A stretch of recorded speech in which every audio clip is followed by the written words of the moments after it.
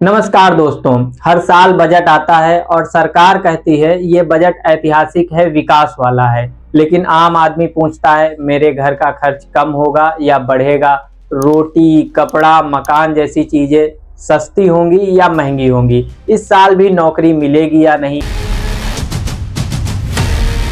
दोस्तों, आज मैं आपको बजट 2026 के विषय में जानकारी देने की कोशिश करूंगा। यह वीडियो ना तो सरकार के पक्ष में होगा ना विरोध में। यह वीडियो सिर्फ आपके जेब के पक्ष में होगा। बजट असल क्या होता है, सरल भाषा में समझने की कोशिश करेंगे। बजट का मतलब होता है सरकार की साल भर की कमाई और अगले साल भर के खर्च की प्लानिंग। जैसे घर में कितनी कमाई होगी, बच्चों की फीस, राशन, बिजली, पानी, EMI, वैसे ही देश का बजट बनता है। बजट पेश होने के बाद ही उससे खर्च किया जाता है।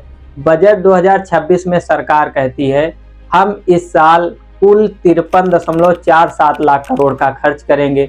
अब सवाल ये है कि इतना पैसा सरकार के पास आता कहां से है या जाएगा कहां? सरकार के पास पैसा कहां से आता है? सरकार कोई ATM नहीं है, उसकी कमाई लगभग 5 जगहों से आती है।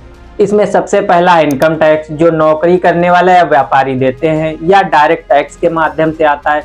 दूसरा सबसे बड़ा टैक्स GST है। जब भी आप बिस्कुट, मोबाइल, साबुन, कपड़े, बच्चों की फीस या वाहनों का किराया इत्यादि देते हैं या कोई सामान भी खरीदते हो तो आप उसका मूल्य चुकाते हो और उसमें GST भी शामिल होता है। यानी सरकार की कमाई आपके खरीदारी से ही होती है। तीसरा है पेट्रोल या डीजल टैक्स। यह सरकार की कमाई का सबसे बड़ा जरिया है क्योंकि सरकार पेट्रोल, डीजल पर सबसे ज्यादा टैक्स लगाती है।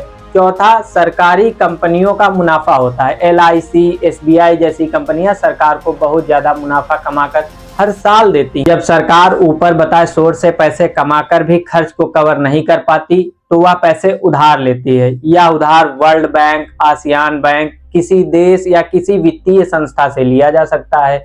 अब जान लेते हैं बजट 2026 में है क्या। अब की बार सरकार ने 24% पैसा उधारी से लिया है, मतलब देश अभी EMI पर चल रहा है।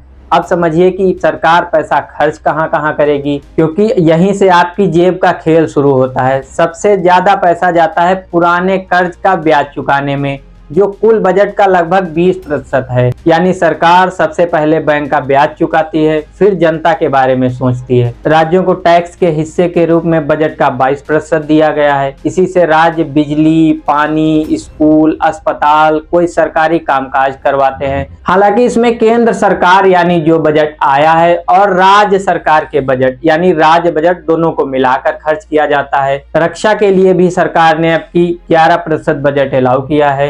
योजनाएं और इंफ्रास्ट्रक्चर को भी बजट में जगह दी गई है, जिसमें सड़क, रेलवे और घर जैसी चीजें आती हैं। अब असली मुद्दे को समझते हैं कि क्या क्या महंगा होगा। पेट्रोल और डीजल महंगा रहेगा, क्योंकि यह बात साफ है कि पेट्रोल और डीजल पर टैक्स कम नहीं किया गया तो ये महंगे ही रहेंगे। ट्रक महंगे होंगे, बस किराया महंगा होगा, सब्जी, दूध, दाल, ये सब इनडायरेक्टली महंगे रहने वाले हैं। सरकारी राशन ऐसे ही चलता रहेगा। यानी इस बजट से गरीब को तो राहत मिलने वाली है, लेकिन ओपन मार्केट में दाल, तेल, चीनी, शराब जैसी चीजों के सस्ते होने की गारंटी बिल्कुल भी नहीं है। हालांकि सरकार इंफ्रास्ट्रक्चर पर ज्यादा खर्च कर रही है, मतलब घर या बिल्डिंग बनाने वाले सामानों जैसे सरिया, सीमेंट आदि की डिमांड बढ़ेगी तो ये सस्ते नहीं होंगे, लेकिन अचानक से महंगे भी नहीं होंगे। घरेलू गैस सिलेंडर यानी LPG में कोई बड़ी राहत नहीं दी गई है, इसलिए सिलेंडर सस्ता होने की उम्मीद बिल्कुल मत रखें। सब्सिडी सीमित ही रहेगी। अब बताता हूं कि सस्ता क्या क्या होने वाला है। तो सबसे पहले इलाज की बात, तो सरकार ने सरकारी अस्पताल, आयुष्मान भारत के खर्च को बढ़ाया है। मतलब सरकारी इलाज की सुविधाएं बेहतर हो सकती हैं, लेकिन प्राइवेट अस्पताल बेलगाम घोड़े की तरह चलते रहेंगे। अगली बात पढ़ाई पर, सरकारी स्कूल, ITI, स्किल ट्रेनिंग पर खर्च किया जाएगा। और हाँ, देश के हर जिले में एक गर्ल्स हॉस्टल बनाने का भी भाषण में जिक्र किया गया है, जिससे गरीब और मिडिल क्लास के बच्चों को फायदा होगा। रोजगार पर बात करें तो सरकार ने सड़क, मेट्रो, रेलवे पर पैसा डाला है, जिससे मजदूर, टेक्नीशियन, ड्राइवर को काम मिलेगा और इससे इन्हें फायदा होने की उम्मीदें ज्यादा हैं। अब जान लीजिए सीधे सीधे कि सस्ता क्या होने वाला है।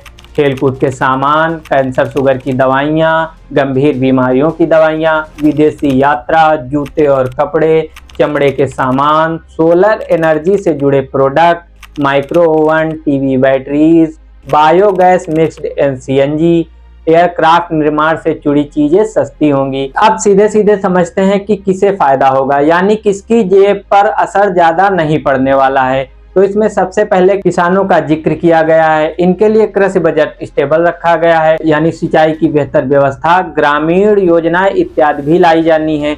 हालांकि किसान सम्मान निधि की राशि को उतना ही रखा गया है। तो इसके बारे में कमेंट में जरूर बताएं कि बढ़ती महंगाई में इसका बढ़ना जरूरी था या ये ठीक ठाक ही है। फिलहाल इसे छोड़ दें तो किसानों को ज्यादा झटका नहीं लगेगा, उसे इस बजट से सहारा मिलने की ही उम्मीद है।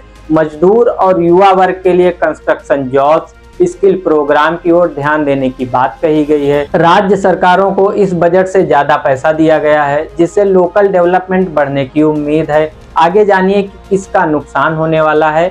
सबसे पहले मिडिल क्लास पर इसका असर पड़ने वाला है, क्योंकि इनकम टैक्स में बड़ी राहत नहीं दी गई है। मतलब काम करते रहो, टैक्स भरते रहो। गाड़ी या कोई भी सामान क्रेडिट पर खरीदने वालों के लिए भी कोई राहत नहीं है, क्योंकि ईएमआई तुरंत सस्ती नहीं होगी। इंटरेस्ट रेट पर सीधी राहत नहीं होने वाली है। दोस्तों, बिना घुमाए फिराए कहूँ तो बजट 2026 गरीब के लिए सुरक्षा है, विकास के लिए निवेश है, लेकिन आम आदमी को तुरंत राहत नहीं देता। ये बजट कहता है आज थोड़ा सह लो, कल बेहतर होगा। अब ये आपको पसंद आता है या नहीं, वो फैसला आपका है। अगर आपको लगता है ये बजट सही दिशा में है तो वीडियो को लाइक करें। अगर लगता है कि आम आदमी को अनदेखा किया गया है या कोई और बात, तो उसे कमेंट में ज़रूर बताइए। वीडियो को शेयर करें ताकि हर आम आदमी बजट को खुद समझ सके। और ऐसी ही जानकारियों के लिए द टॉक पिंच को सब्सक्राइब करें और बेल आइकन पर ज़रूर टैप कर दें, ताकि आने वाले वीडियोस सबसे पहले आप तक पहुँचें।